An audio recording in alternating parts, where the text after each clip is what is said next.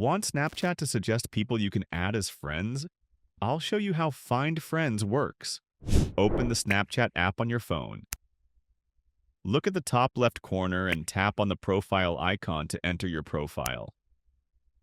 Go to the top right corner and tap on the settings menu. This is usually represented by a gear icon. Scroll down to find See Me and Find Friends. Navigate through the settings list until you see this option. It's all about helping friends find you quickly. When found, tap on See Me and Find Friends to access the feature settings. Turn on the Show Me and Find Friends option.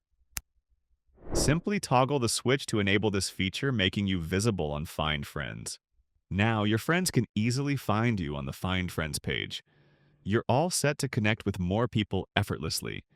Enjoy making new connections. Subscribe for more simple and useful tips.